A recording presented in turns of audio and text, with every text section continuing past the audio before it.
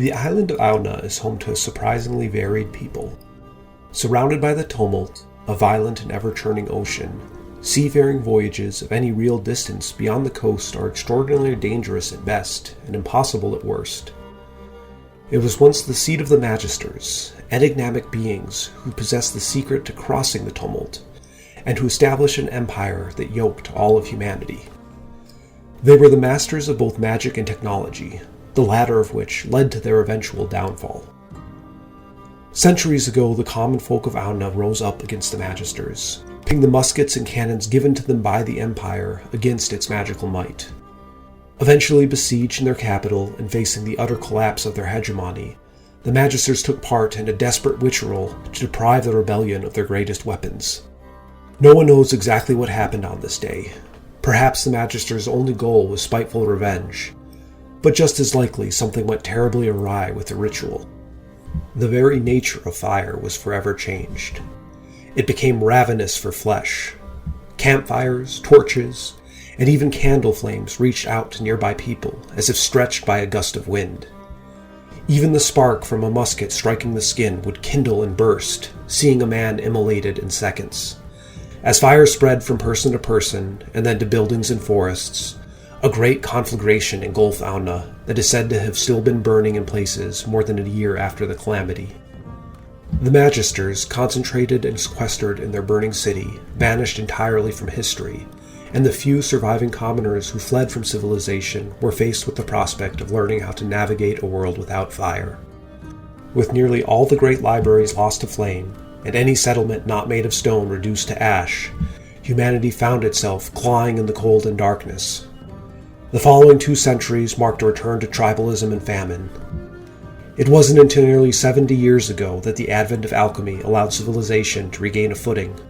A young adventurer and scholar braved one of the ancient ruins of the Magisters and discovered the secrets of alchemy, long kept safe in scorched but still sealed metal scroll casings. Alchemy was once a minor and relatively unimportant art that allowed the mixing of special plants which had magically been altered and sown across the island to produce wondrous effects. With the correct plants, this adventurer discovered a formula that could produce heat without flame or smoke. Humanity could now cook meat, work metal, and efficiently warm themselves during Eamhna's brutally cold winters. It is now an unprecedented time of opportunity and social mobility for the people of Eamhna. While many tribes have united and the nascent roots of feudalism are spreading along the coast, the heavily forested interiors of the island remain sparsely populated by free peoples who have not easily been convinced of the benefits of serfdom. The ruins of the Magisters also sit at the heart of many forests. They still thrum with magic that, now unchecked, twists nature to make the mythical beasts and monsters of legend a reality.